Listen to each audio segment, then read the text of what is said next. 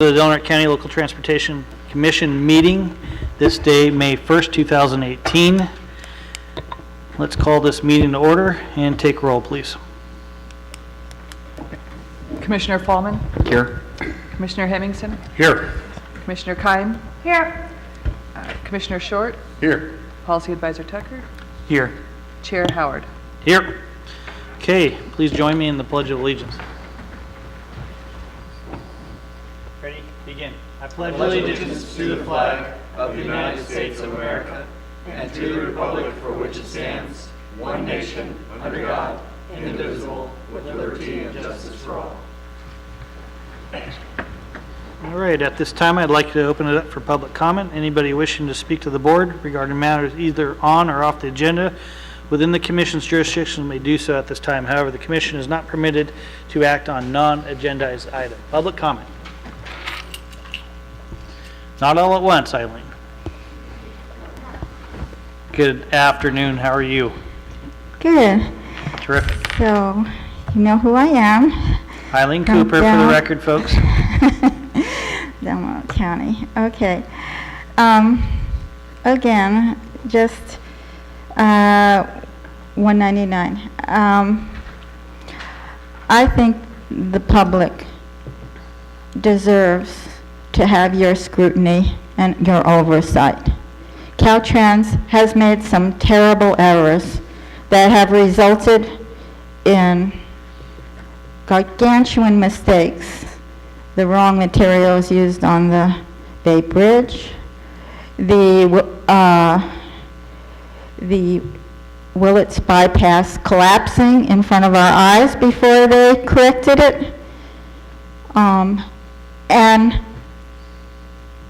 we as citizens have responsibly brought before you a petition signed by thousands of people, the overwhelming majority that live on that river, and want some answers that Caltrans has ignored us. We brought forth a study by a reputable engineer that points to the egregious insufficiency of the design proposed to bring STAA trucks on that beautiful, magnificent river that is the lifeblood of our community. And we deserve an adequate response, a thorough response to that report. The Smith Engineering report stands to bring all of us to attention as to why and how Caltrans can just push something through without a response to that document. In their EIR, they only had one sentence that said, we exempted ourselves because of geologic constraints, largely. Well, finding out that you have geologic constraints at the end of an EIR and you can't really do it safe, that's not a good enough answer to the public. We want to know how, if we can still, if it's possible to safely bring those trucks, and we want to know exactly where we stand. Are we really willing to bring those big trucks in if it really is dangerous? We need some real answers. Thank you, Eileen. Our Caltrans member will take note of that. Any other public comment at this time?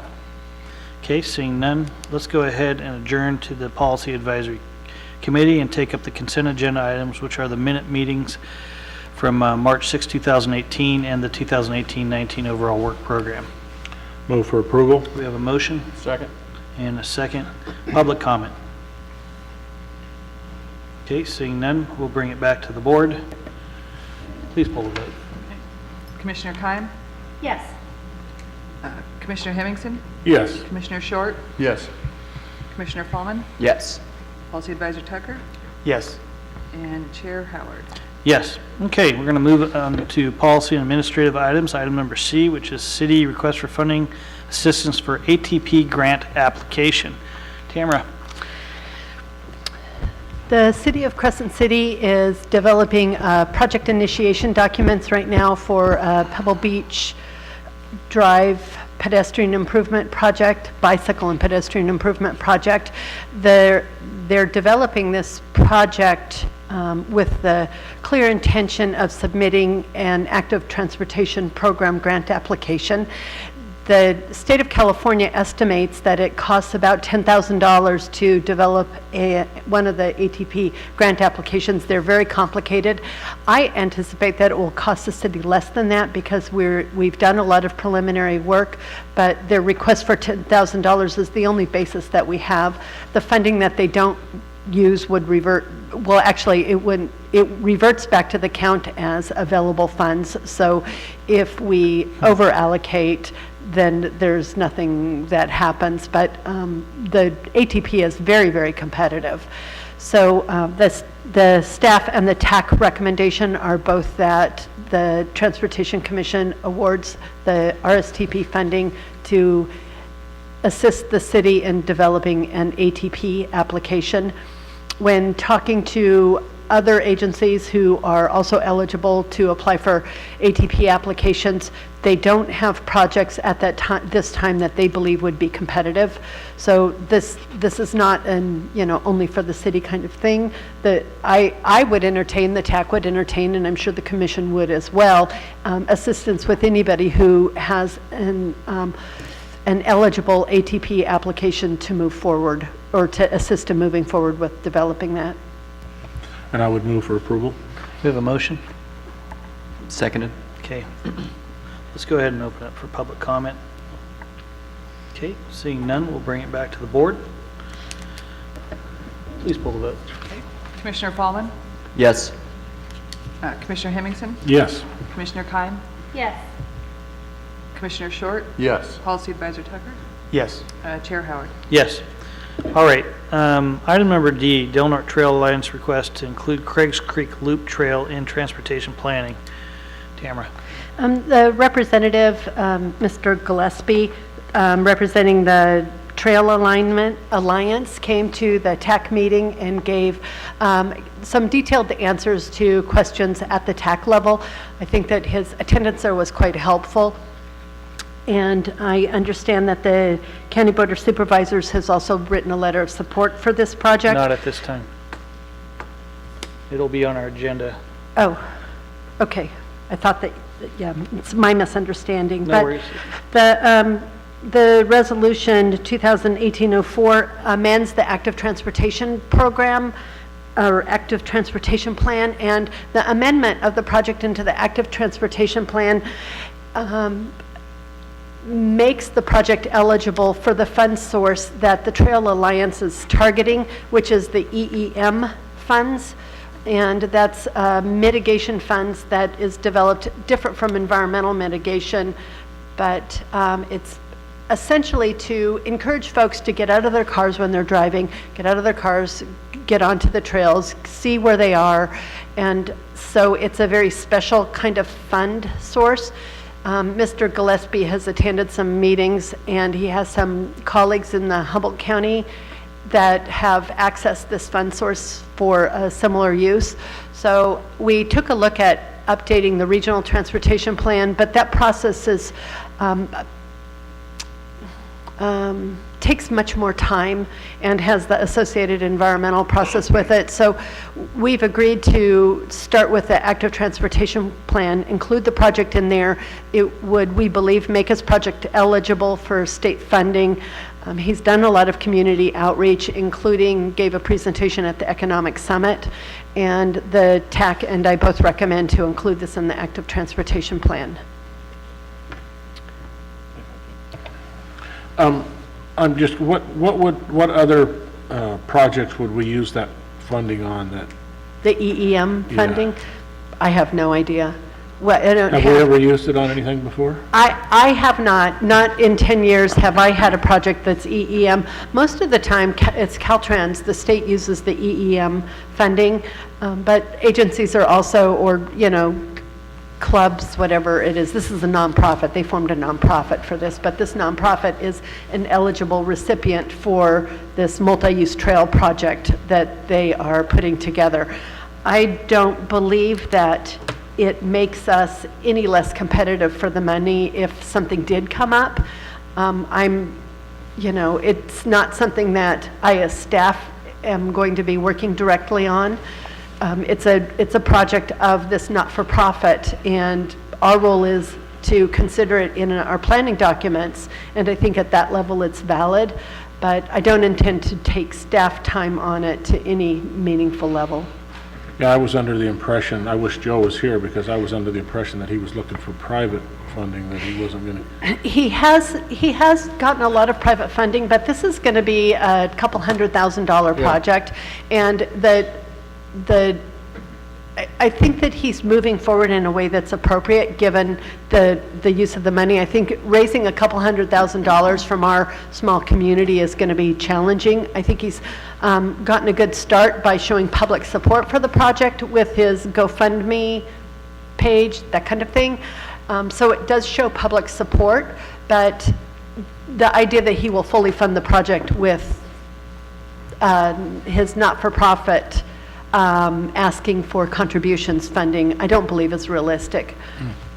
I was under the impression that his goal of $30,000, private funding of $30,000 was just his initial step, and that after that, he would go for other monies that are grants and stuff like that. Okay. Yeah, I just thought he had indicated, I mean, he's made this I've heard this presentation at other meetings that are Smith River Collaborative meetings, and that's, there's a prioritization on funding, and so I was just curious as to where he was going. I wished he was here to discuss that. The recommendation of the TAC is to include it in the active transportation plan, which makes it eligible, but we did not prioritize it in the active transportation plan. Okay. And yeah, just for clarification, my experience with the EEM program, the other types of projects that get funded through that are restoration projects. Actually, Caltrans doesn't typically use the funding. It has to be associated with a transportation project, but it's actually used for mitigation. Example, a lot of land trusts actually apply for this funding to do work associated with restoration work. Yeah, so different understanding, Yeah. so there you go. Okay. I knew a lot about it about 6 years ago, and but I haven't looked much into it. It truly would be a project of this not-for-profit and not a project of the Transportation Commission. Okay. Okay. Any other questions? Nope. Thanks. Okay, public comment? Okay, seeing none, we'll bring it back to the board. Please pull the vote. Oh, yeah, we need a motion. I'll make that motion. We have a motion Seconded. and a second. Now you can pull the vote. Thank you. Commissioner Fallman, Yes. Commissioner Hemmingson, Yes. Commissioner Keim, Yes. Commissioner Short, Yes. Policy Advisor Tucker, Yes. Chair Howard. Yep. All right, then we're just going to move right into discussion items. First one on our list is ADA path from US Highway 101 exiting Harbor Trail, two existing Harbor Trail. There is a Crescent City ADA project that Caltrans has developed a project initiation documents on, and I believe we're going to have a community meeting mid-month this month. I believe the 16th, but I don't have a time yet. So I'll let you know more about this. The Crescent City ADA project information page, it says right on it, May 16th, 2018. There you have it. I just received this, so I haven't read this flyer either. And Kevin just got it and printed it before driving here to the meeting. So there's going to be a public meeting about the ADA project. Part of the project is connecting the ADA path to the existing Harbor Trail, which the Harbor and the Transportation Commission has really made a commitment to. So there's a bit of a gap, and that bit of a gap is from the proposed area of pedestrian crossing, which is by the Northwoods Inn in that area, to an area where that funky sort of made-up bridges going across that very deep ditch. There's sort of a trail there. It's not in the exact place where the trail is now, but it's very close to that. So we had a sort of a staff level, let's get some ideas together meeting. And the ideas that we're getting together is, covering how can it be funded, how can it be built, how can it be funded and built reasonably, and who are the partners involved. So we sort of sketched out a way to do this, and we all are going to eventually go back to our boards, but this starts with the harbor and some environmental work that would need to be done. The harbor's got that on their agenda tomorrow. We talked about the potentially, if the project is less than $40,000, maybe the county could build it with funding from the Transportation Commission. If it's over $40,000, then it would need to go out to bid. Then it becomes much more expensive and much more of an administrative burden. We would work that out then. The harbor's checking with the Coastal Conservancy to see if they're interested in funding it. They're taking a look at some different sources. I think that the Transportation Commission in one way or another is going to receive a request for funding this connection from the end of the bridge. The bridge Caltrans has agreed to provide, so Caltrans will provide the pedestrian path and the bridge. The harbor is going to consider providing the maintenance of the bridge over time. We need to connect the two with a pedestrian and bike path that's similar to the harbor trail right now. So had a staff level meeting just sort of talking about how this might come together. So this is just information that we've had some conversations about this. It's a very important connection for folks to get safely across US 101 at the harbor area and connect them to the harbor trail so they can go walk around the harbor, or if they're staying someplace on the other side, they could access South Beach safely. They could walk to Crescent City safely by using the harbor trail. The connection behind the hotels there, if you remember, that's Sunset Circle, that's funded by the Active Transportation Program. The city's moving forward with that project, so that will be a really nice path, and we just need this little tiny piece connected. So in addition to that information, we have the City ADA project flyer, which, as I said, I haven't read yet.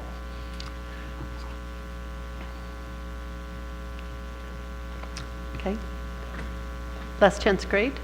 Any questions? Good done, Is it going to be there this afternoon? Is what? Is that it'll be there this afternoon? Is it gonna be there?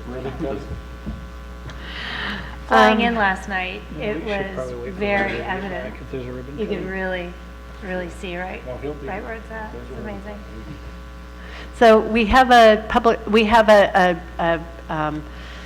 partnership meeting coming up for Last Chance Grade, and I am going to be meeting with the new Caltrans director and Marcella, my colleague in Humboldt, neither one of us. So we've been invited to go with the Caltrans director, who's going to come up and take a look at Last Chance. She's also going to take a look at the Smith River because she's heard about the Smith River, and so the plan is for her to take a look at that too. That's an informal meeting at the end of May, I think on May 30th.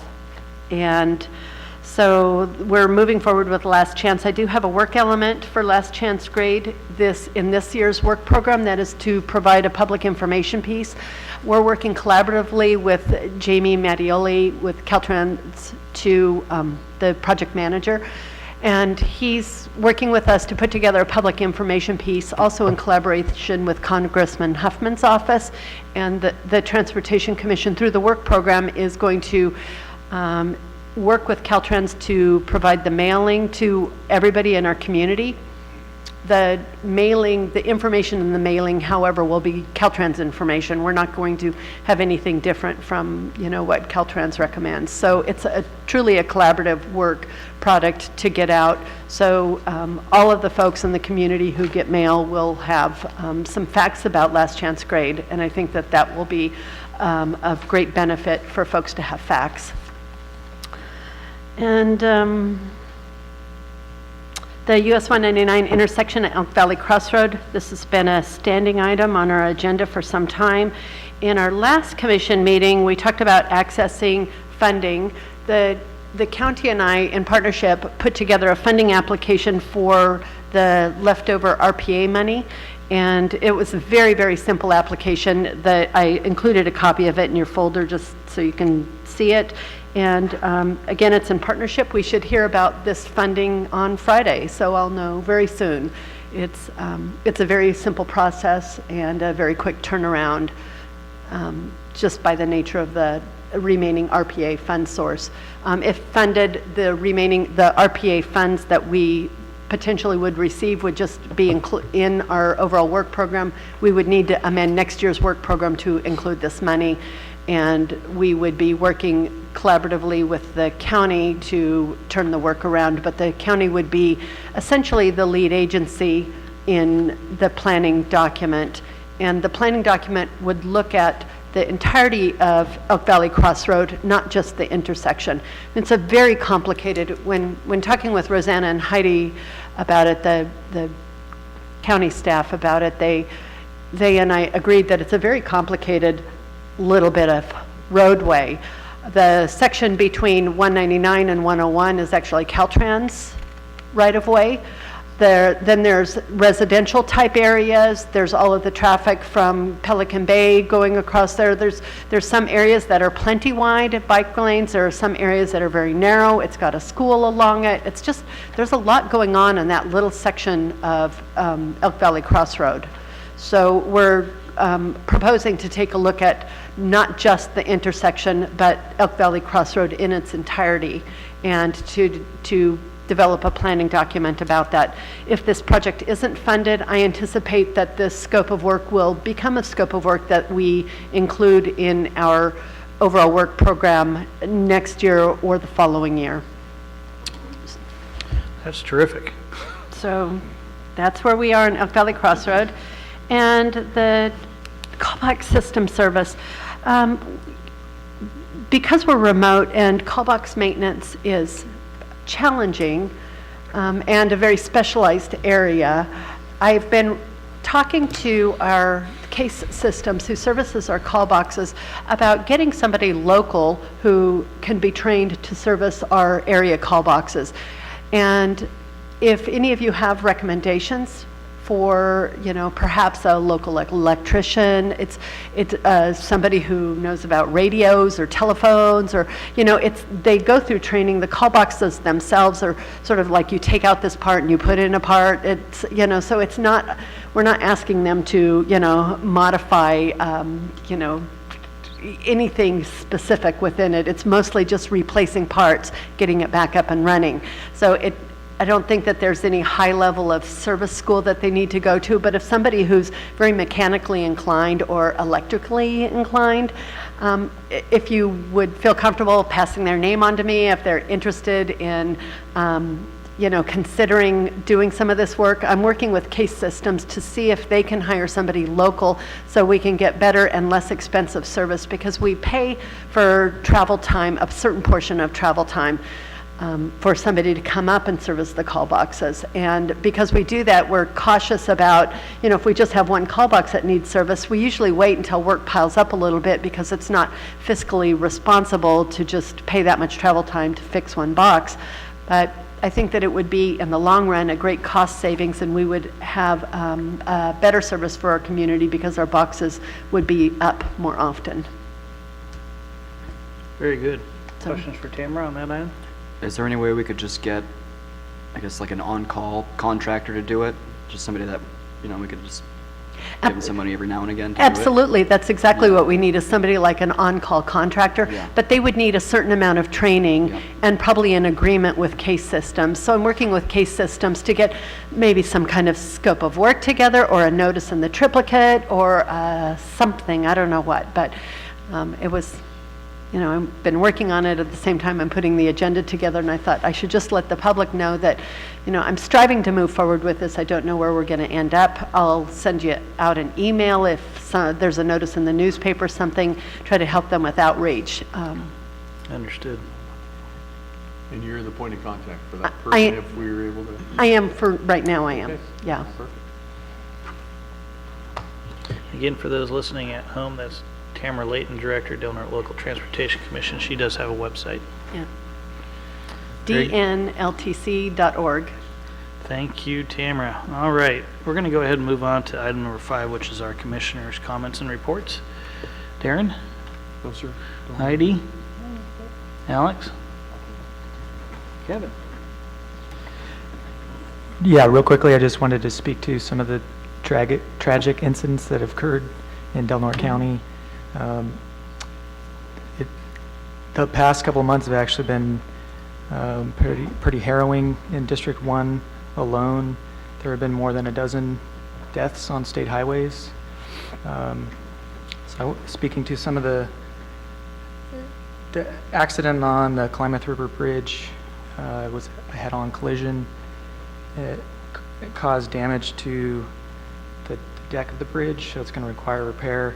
As I was driving through there, currently they have one lane blocked off. I'm not actually, I don't have any details about what is going to be required, but usually decks have an epoxy or something that is different than traditional pavement, and so that's probably what needs to be replaced. Yeah, we absolutely encourage people to drive the speed limit and try to keep their speeds under 110 miles an hour when they're running down big rigs. That might help avoid these kind of accidents. Yeah, and the incident on Highway 199, that post mile 10.69, just it's a little bit farther down than where we've seen some of the prior incidents. So we kind of think of it as being specific to the location that it happened. So it'll be looked at closely to see what happened. The California Highway Patrol is working on their assessment of what happened. Then they'll provide that to Caltrans, and we'll do our analysis and initiate a project to address whatever issue is identified at that location. It is different in the sense that there's the vehicle was traveling southbound. There's a rumble strip in the center median at that location, and there's actually a lot of trees between the river and the roadway, so it's really unclear how the vehicle was able to make it from the southbound lane across the other lane and then past the trees on the riverside of the trees. Well, I just oddly and coincidentally enough, I was at the location of both those accidents. The one latter on 199 at 5 in the morning, which the accident presumably occurred around 3 o'clock in the morning. But where I saw the car being pulled from the river was well below any tree line in that section of highway. I'm not sure if you're saying from the report, because the report I read didn't indicate that he lost control prior to that opening, which extends essentially from 10.8 through 10.6 on that stretch of highway. So I'm curious if you're getting some information that's different than what I saw at the accident scene. Yeah, I would think your information would be better than ours. Fortunately, we were just looking at our post miles and then looking at Google Earth to see Sure, the 'cause there's location. So absolutely don't know the specific location. Yeah, just- no trees where he went off the road on that sweeping turn. Okay. Sounds pretty good aim. And So the high Chris, friction material, is it down? So the high friction surface treatment was placed in, I think, 5 different locations. Yeah. I don't believe it was at this That's specific correct. location. They hadn't done it there yet. But they were planning on doing it, but they couldn't find a contractor to do it when the project was going in. Or just did it just not come that far, or we just haven't done any of those yet? on This is a new location. I don't think that Yeah. it's not something where there haven't been any collision concentration in that area, and so it wasn't identified as an issue at the time. I think that it's all still new, and we need to continue to take a look at it. I can also drive up there and take some photos. I did finally get the CHP report. I had somehow dropped off the email list, and I think Brandy's finally got that fixed, because I usually get those accident reports. But I think that the location where the accident is, Chris, from what you're saying, is closer than what Caltrans believes at this time, but again, not having Caltrans on the scene. Yeah. I'm just going by the point where all the search and rescue teams and everybody else was well beyond any tree line Right. by several hundred, at least 100 yards. Is there somebody from Search and Rescue that you know? Yeah, of search and was- rescue responded was to the there? scene. Okay. They had their hoists and everything set up Yeah. on the Maybe I'll highway. give them a call and just find out some more facts about it early on. That would be a good idea. I just, Kevin, I'd encourage you to really take a strong look at something to do there. I know the surface treatment was the first initial thought, but we're putting up new guardrail all along this section, and this section eats cars and people. I don't understand why we can't put a section of guardrail on this stretch if we continue to have cars going into the river. And if it's a concern about cars bouncing off the guardrail and back into the lane of traffic, then put in a K-rail or something in the middle of the lane. We don't need to be ruining the pristine Smith River with vehicles flying into the river. Just my thought. Well, and just from what I do know, the project, there is a project that was initiated, I think, just south of that location, or I think it's 10.5. So Yep. Caltrans is going to have to evaluate whether it makes sense to include this location as part of that project, or depending on what comes out of the report, will determine if it's handled separately or if it's part of a larger project. But yeah, it's always difficult to consider guardrail in a location where you don't have shoulders. There's just not a lot of right-of-way. There's not a lot of width in order to put in, K-rail takes up, I think it's approximately 2 feet.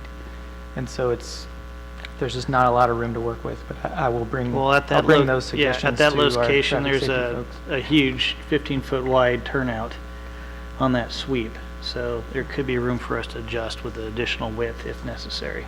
I'm just offering up a suggestion. I know Lori Berman will be here on the 30th, and I do plan on taking her up there to that location and Highway 199 at Elk Valley Crossroad, as long as she's going to be on the Smith, which is my understanding she will. Yeah. So just a heads up, but I would like us to really take another hard look at that area. Yes, Caltrans will, I'll bring that message back to our traffic safety folks. Yeah, appreciate that. And I did get to see I did happen on it didn't happen on it, I guess I got to see the whole thing, but a little fender bender on my way to Klamath, about 18.59 I think was the milepost. It's coming northbound and I was going southbound.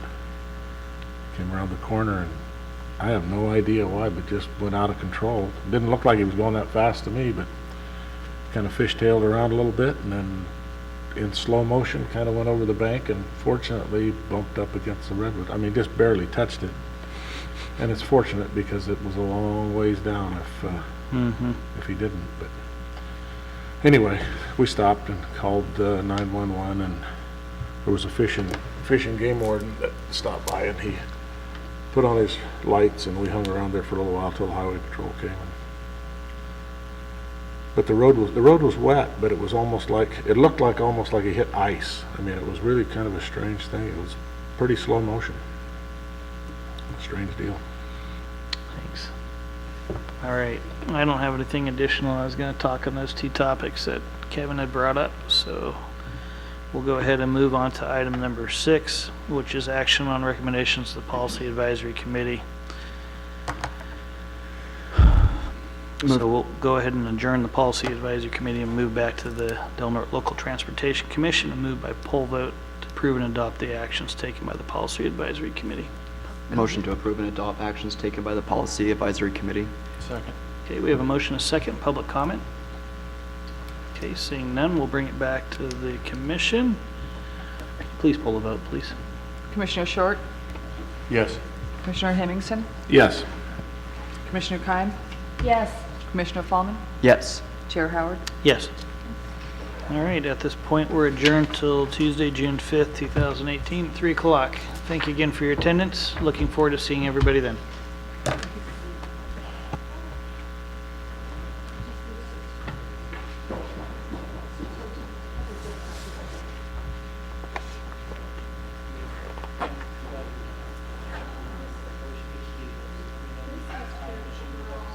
Right, so that maybe you could